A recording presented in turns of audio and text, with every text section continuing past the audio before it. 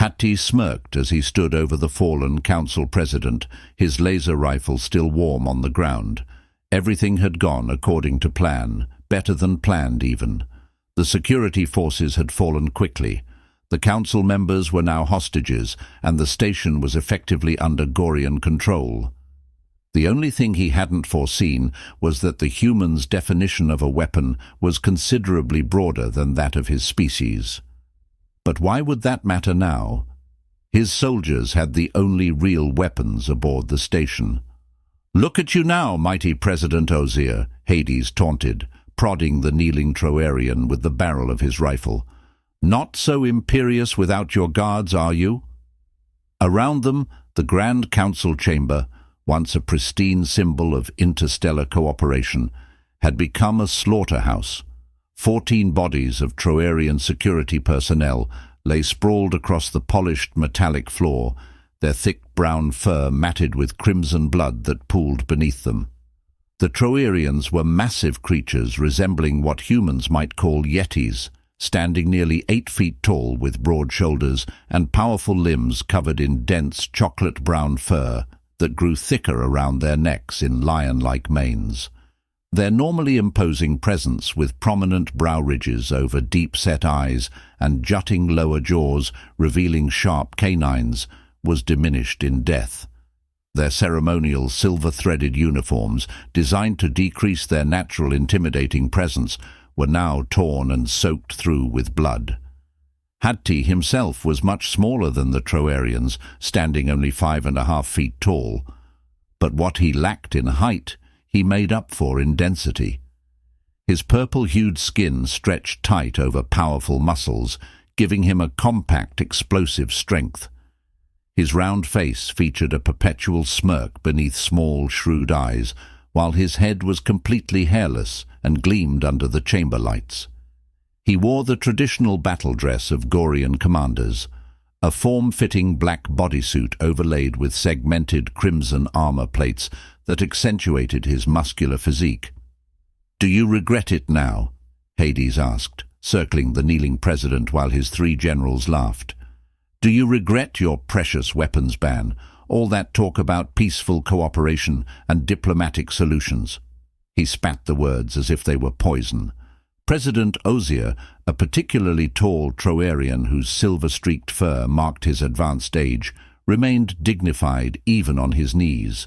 His ceremonial robes, once resplendent with the emblems of all 57 council species, were now stained with the blood of his guards. "You were so afraid of the humans causing an incident," Hades continued. "So paranoid they might disrupt your precious annual meeting with their unremarkable ways. Yet here we are." He gestured broadly with his weapon.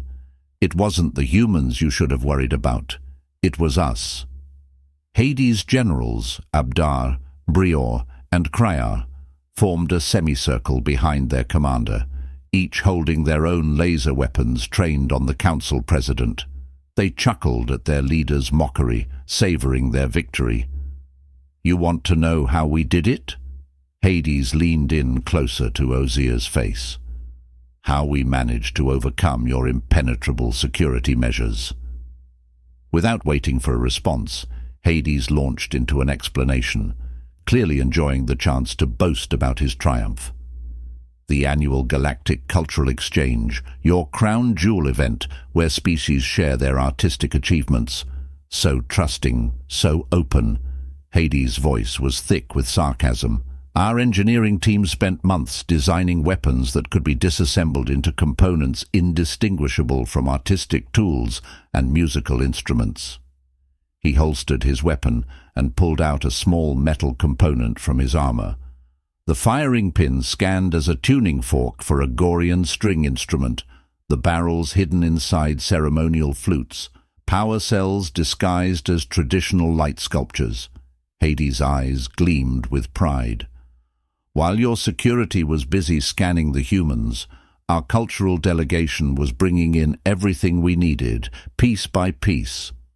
Hades circled the president again, his footsteps echoing in the cavernous chamber. "It took our team 15 standard months to design these modular weapons. Each component had to appear harmless when scanned individually, yet useful enough to function flawlessly when assembled. He stopped in front of Osier again.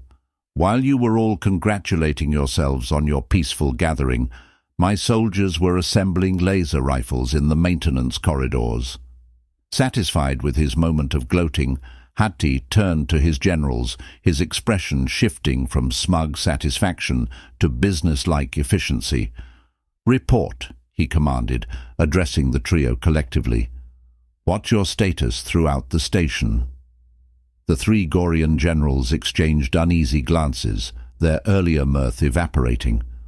All three bore the same purple skin and muscular build as their commander, though each had distinctive features that set them apart. General Abdar, the tallest of the three with a long scar running from his left eye to his jaw, stepped forward first. His armor bore additional technical modules, indicators of his role overseeing their engineering operations. "Commander, we've secured the main council chambers, administrative offices and communication hubs," Abdar reported, his voice deep and measured. "All council members have been detained in their quarters under guard. The station's command systems are under our control." "Excellent," Hades nodded. "And the resistance? I assume the station's security forces have been neutralized." Again the generals exchanged uncomfortable looks. "Well?" Hatti prompted, his tone sharpening. Bria, the broadest of the three with distinctive red markings painted on his bald head and arms, cleared his throat. His armor was reinforced at the shoulders and knees, designed for maximal physical impact. "Most of the security forces have been neutralized or contained, Commander," Brior said, "but we're experiencing unexpected resistance from certain quarters." Hatti's eyes narrowed. "Explain." "Some species haven't surrendered," Kreiser added. He was the smallest of the three generals, with quick darting eyes and light blue tattoos covering his exposed skin. His armor was lighter than the others, designed for speed rather than brute force. "They've barricaded themselves in various sectors of the station." "Which species?" Hades demanded, his earlier satisfaction rapidly deteriorating.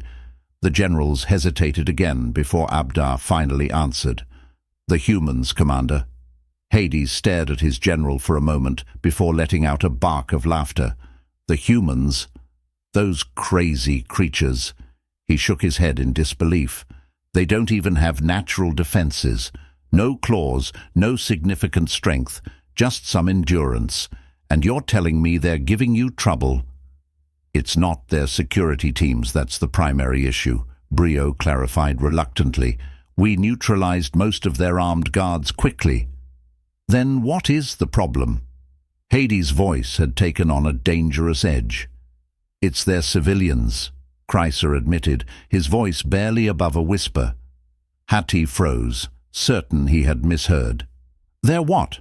"The civilians, Commander," Abdar confirmed. "The non-military personnel. They've organized resistance in multiple sectors of the station."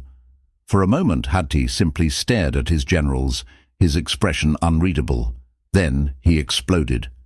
"You mean to tell me," he growled, advancing on the three, "that my elite soldiers, armed with their advanced laser weapons, are being held at bay by unarmed human civilians?" The generals backed up a step, none wanting to be the focus of their commander's wrath. "Perhaps you should explain yourselves individually," Hatti said, his voice now unnervingly calm. "Abdar, begin. What exactly is happening in your sector?" Abdar straightened, trying to maintain his dignity despite the embarrassing report he was about to deliver. "Commander, my team secured the engineering sections as planned, but we overlooked the human engineering team working on the maintenance of their ships." He swallowed hard. "We initially didn't consider them a threat since they were civilian contractors, not military personnel." "And," Hatti prompted, "and they've converted their maintenance tools into weapons," Abdar admitted. "They've barricaded themselves in the maintenance bay and have rigged defensive systems throughout the surrounding corridors." What kind of defensive systems could they possibly create without weapons? Hattie demanded. Abdar's expression grew grim. One of my soldiers was, cut in half, Commander. Cut in half? Hattie repeated incredulously. With what?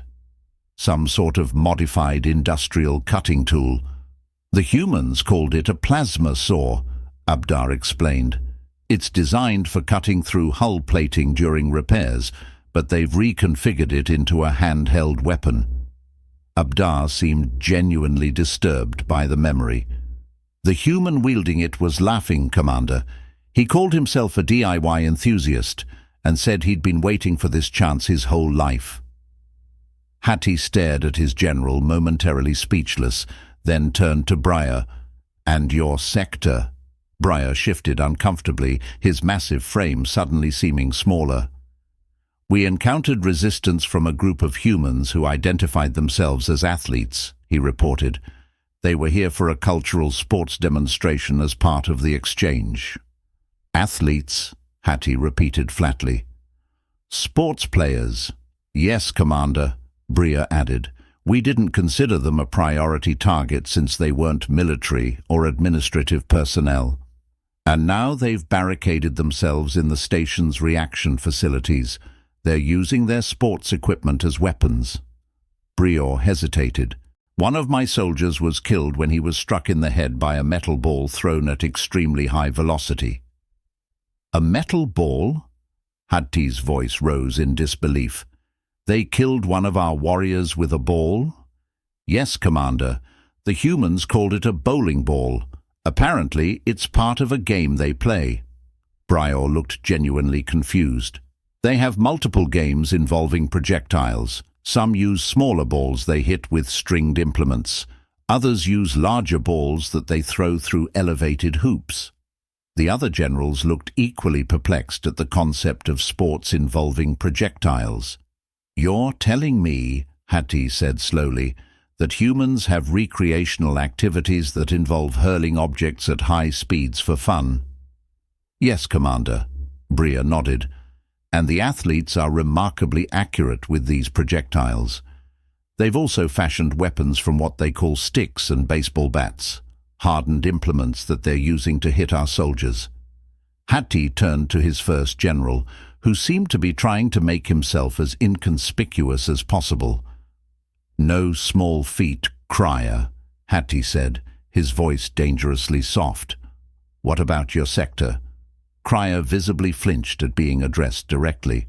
Of the three generals, he was showing the most obvious signs of distress, with a sheen of sweat visible on his purple skin. Commander, he began, then stopped, clearly struggling to find words. Out with it, Hattie snapped. My team was assigned to secure the communal dining facilities and food preparation areas, Crier managed, his voice barely audible. And Hattie, prompted by his patients clearly wearing thin, said, We encountered resistance from the human chef. Crier finally admitted, his eyes fixed on the door. The council chamber went utterly silent. Even President Ozier, still kneeling on the floor, seemed to be holding his breath. The human chef, Hattie repeated, each word precisely enunciated. One chef. She's very small, even by human standards. Crier hurried to explain, as if this somehow made the situation more comprehensible. Female, approximately 1/5 the mass of an average Gorian warrior. She was preparing the human cultural dishes for the exchange banquet. And this diminutive female chef is giving your troops trouble. Hattie's voice had risen to a near shout. Crier seemed to shrink further. She's taken control of the entire culinary sector, Commander. I assume there are no casualties, am I right? Hattie asked. Crier mumbled something inaudible. Speak up, Hattie barked. 8 dead, Commander, Crier finally admitted, his voice cracking. And, 5 more severely injured. For nearly 30 seconds, Hattie stood perfectly still, staring at his general as if he couldn't comprehend the words he'd just heard. The only sound in the chamber was the low hum of the station's environmental systems. 8 dead, he finally repeated, from one human chef. She had knives, Commander, Cryer explained desperately. Many, many knives, and she moves fast, and the things she did with the cooking appliances. He shuddered visibly. I don't think my soldiers will ever be the same when they wake up. Hattie held up a hand, silencing his general's increasingly frantic explanation. For several more seconds he remained utterly still, his eyes closed, as if processing this information required his complete concentration. When he opened his eyes again, his expression was terrifyingly calm. Let me be sure I understand the situation correctly, he said softly. We have successfully taken control of the Galactic Council station. We have hostages, including the Council President. We have overcome their security measures and armed ourselves with advanced weapons. He looked at each of his generals in turn. And yet, we are being prevented from securing complete control of the station by a group of human engineers with power tools, athletes with balls and sticks, and a single chef, a small human female with kitchen implements. Put that way, the situation sounded even more absurd. The generals seemed to shrink under their commander's gaze. The 3 of you, Hattie said, his voice now cold with fury, will deal with these resistance pockets. Take whatever forces you need. I don't care if they're civilians, maintenance workers, or culinary staff. Eliminate them. All of them. Is that understood? Yes, Commander, the 3 generals responded in unison, snapping to attention. I expect this situation to be resolved within the hour, Hattie continued. No excuses, no failures, or I will demonstrate my disappointment, clearly. The implied threat hung in the air between them. Dismissed, Hattie spat. The 3 generals bowed deeply before turning and marching quickly from the council chamber, each visibly relieved to escape their commander's presence, if not the impossible task before them. As they departed, President Osier looked up at Hattie, and for the briefest moment the Gorian commander thought he detected something like amusement in the Troarian's eyes. Something to say, Mr. President, Hattie growled. Nothing at all, Osier replied, his voice steady despite his position. But I believe you're about to learn why we're far more concerned about the humans causing an incident than any other species. Hattie snorted dismissively and turned away from his captive. But as he surveyed the council chamber, with its slain guards and the evidence of his supposedly flawless takeover, a flicker of unease passed through him. Perhaps he should have paid more attention to those strange briefings about the human beings after all. Edward Jones checked the load capacity settings on the hoist control panel, wiping sweat from his brow. The engineering bay had been transformed into a makeshift fortress, with tools and equipment repurposed into weapons and defenses. He didn't even know his companion's name. There hadn't been time for introductions when the attack began, only a desperate scramble to survive. They'd started identifying each other by their improvised weapons: chainsaw, a lanky technician who'd removed all safety features from a hull-cutting saw, Melter, who'd converted an industrial metal cutter into a makeshift flamethrower, and Edward himself, whom they called Hoistman, after he demonstrated what happened when you override the safety protocols on the bay's heavy lifting equipment. You think they've figured out where we are yet? Chainsaw asked, his modified tool whining in the background. Edward shrugged. If they haven't, they will soon. As if summoned by his words, the main doors slid open. A purple-skinned Gorian stood at the entrance, flanked by soldiers armed with laser rifles. His elaborate armor and the scar running down his face marked him as their leader. "Attention, human engineers," the Gorian general said. "This is General Abdar of the Gorian Liberation Force. You are surrounded and outnumbered." Edward ducked behind his console as the general continued, "I have 34 elite warriors with me. Your resistance, while admirably resourceful, is futile. Surrender now." Edward caught the eyes of his companions.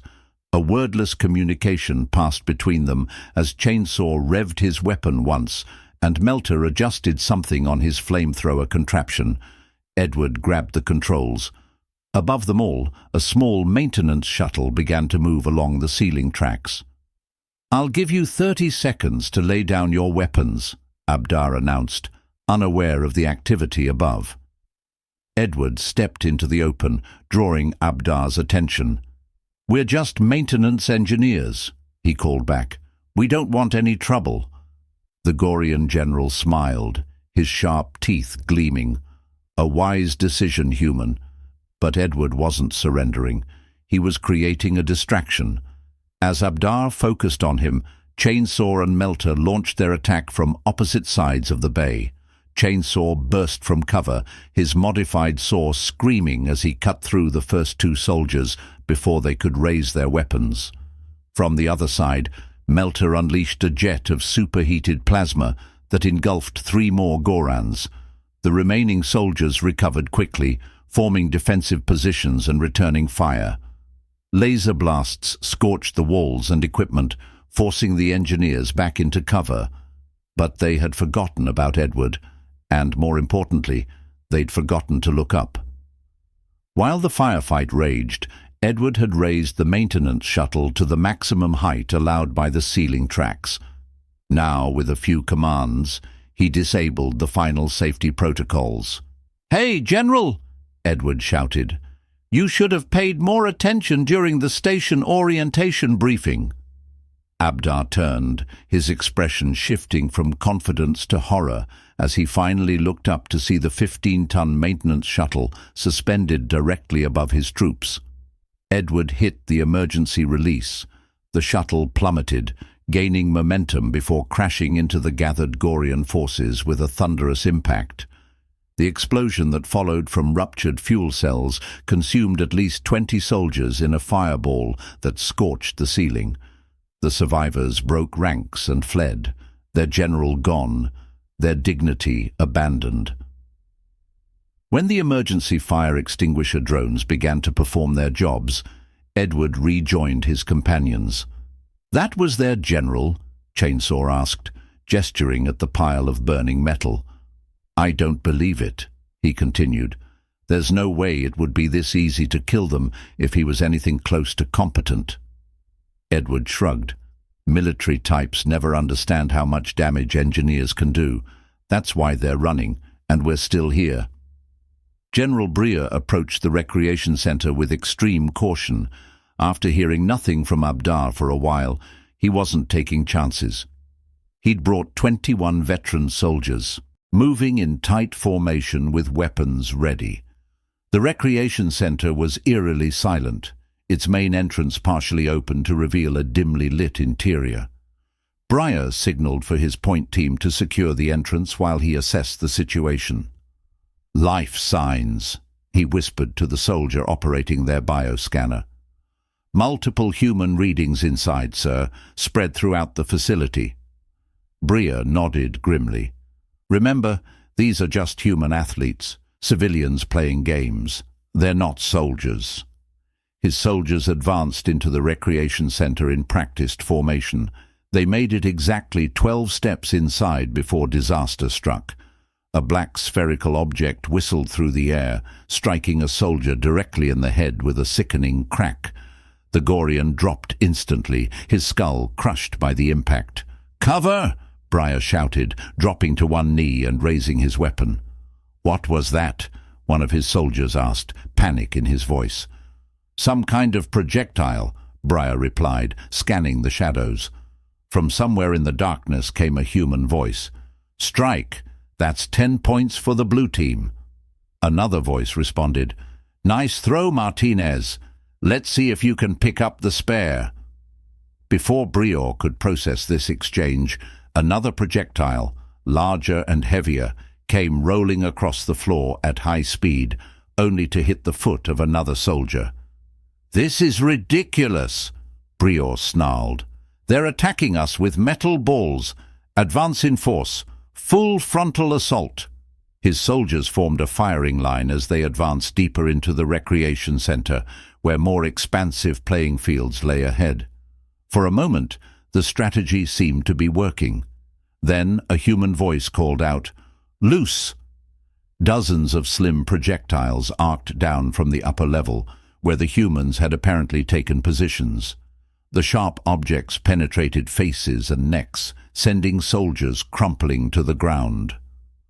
"What is this?" Brior shouted as his troops fell around him.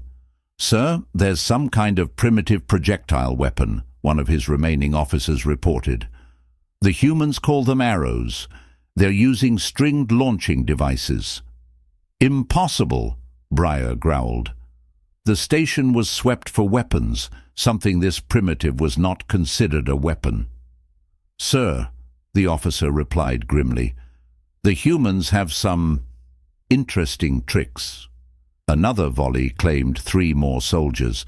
Brior's force was being decimated without even making visual contact with their attackers. "Fall back to those structures," Brior ordered, pointing to what appeared to be small rooms with transparent walls. "We need cover." The surviving Gorans made a dash for the indicated position.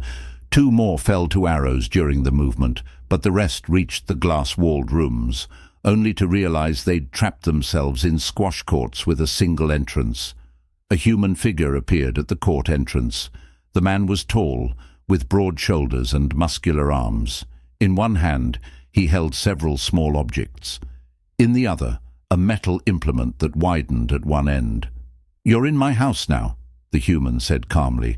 "I'm the station's recreational director, gold medalist in 3 Commonwealth Games. Let me show you how we play darts on Earth." While partially covered, the human sent one of the small objects flying directly at Brior. The projectile struck him in the eye with unerring accuracy, sending white-hot pain through his skull. His laser rifle clattered to the floor as he clutched at his face. "That's a bullseye," the human announced. More darts followed, striking Brior in the shoulder, the chest, the leg.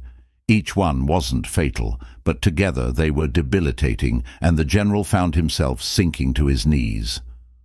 Through his remaining eye, Brior saw another human appear. This one was even larger and carrying what looked like a cylindrical club. "My turn," the newcomer said, hefting the implement. "Let me introduce you to baseball." The last thing General Brior saw was the baseball bat swinging toward his head. "I don't like this," muttered one of the Gorian soldiers as they approached the culinary section. "This doesn't feel right." General Kriar couldn't disagree.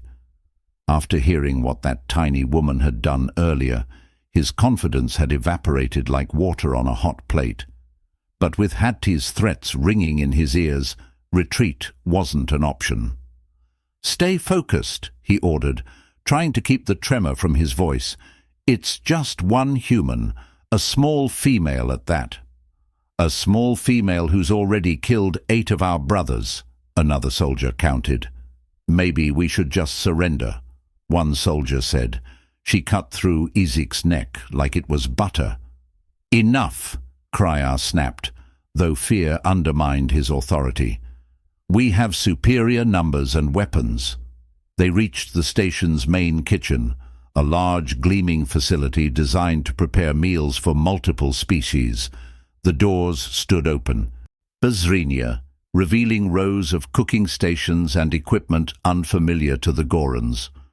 All of them belonged to that woman, and there, at the far end, stood a single human figure. She was tiny, perhaps 5 feet tall, with a slender build that made her look almost childlike. Her black hair was pulled back in a tight bun, and she wore the white uniform of the station's culinary staff, now stained with Gorian blood. Most disturbing of all, she was smiling at them. The Gorian soldiers immediately dove for cover, weapons trained in her general direction, but no one was willing to expose themselves to take a proper shot. "Spread out," Kriar ordered. "Surround our position." but his soldiers remained huddled behind their cover, glancing nervously at each other. "She can't hurt us from a distance," Crier insisted, although he too remained safely behind a heavy preparation table. "She only has knives." "You didn't see what she did to the advance team," one soldier muttered. "The doctor is still removing the spoon from him." Realizing his authority was collapsing, Crier rose from his position. "I'll show you why there's nothing to fear. Follow me." He stepped into the open, weapon raised, and began moving cautiously down the central aisle. The human chef watched him approach, then retreated through a doorway on the far side. "See?" Crier called back. "She's running away." Emboldened, the other soldiers emerged from cover, forming up behind their general as they advanced into the kitchen, surrounded by strange devices and implements. As they reached the center of the kitchen, one of the soldiers wrinkled his nose. "What's that smell?" "Is that what human food smells like? It's revolting." Another nodded. "I don't know how they eat this garbage. It smells toxic." From somewhere beyond the doorway came a small voice with a distinct accent. "Food no smell bad. Gas leak smell bad." The soldiers looked at each other in confusion. "Gas leak," Crier repeated, not comprehending the significance. The answer came in the form of a small flaming object that arced through the doorway and landed in their midst. A simple cloth wick wrapped around a metal container, and it was on fire. Then Crier understood. "Take cover." Too late. The makeshift incendiary device ignited the accumulated gas. The resulting explosion caught most of the Gorian forces in a fireball that engulfed the central cooking area. Crier, thrown clear by the initial blast, lay on the floor near one wall, his uniform smoldering and skin blistered. Through smoke-blurred vision, he watched as the tiny chef emerged from the doorway, seemingly unbothered by the devastation. She moved slowly through the burning kitchen, checking each fallen soldier with clinical detachment.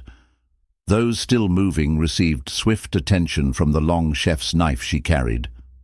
Eventually, she reached Crier, kneeling beside him. She examined his injuries with the same critical eye she might use to evaluate a cut of meat.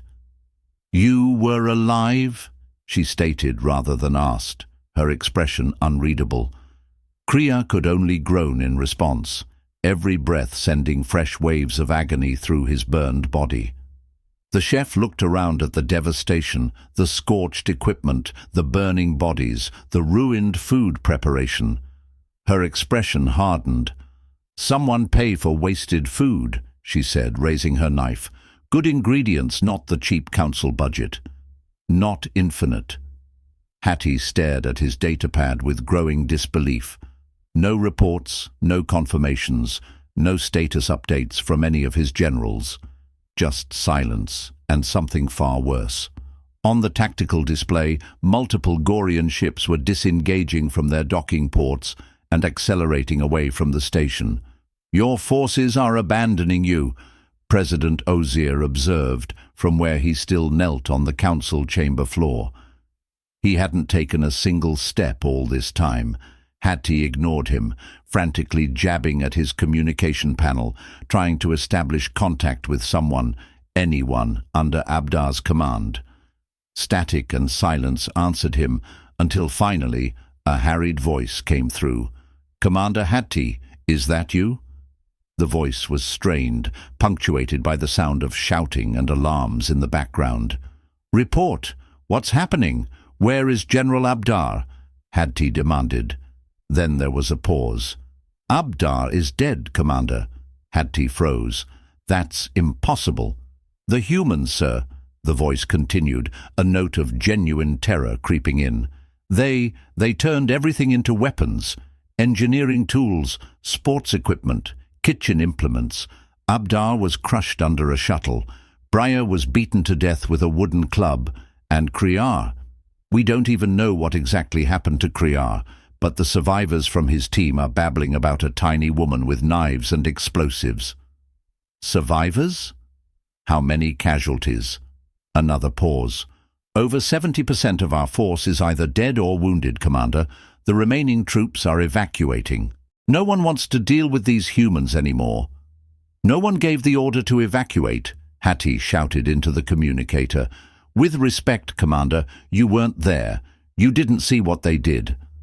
The soldier's voice dropped to a whisper. If I were you, I'd leave too before they come for you.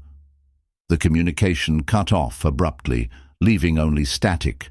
Hattie stood motionless in the center of the council chamber, his mind struggling to process the unthinkable. His perfect plan, months in preparation, executed flawlessly, had somehow collapsed completely within hours because of humans, unarmed humans. Time slipped by unnoticed.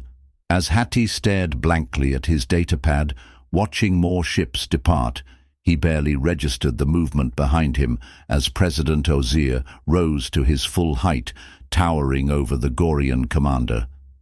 The Troarian's massive hand came down, not violently, but with deliberate gentleness, lowering Hattie's laser rifle toward the floor. The gesture didn't reflect the harm his forces had inflicted upon him or his security personnel.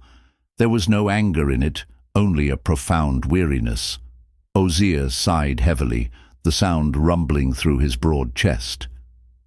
"You know, Hattie," he said, his tone surprisingly conversational, almost friendly, "the weapons ban was never because we didn't trust humans with weapons."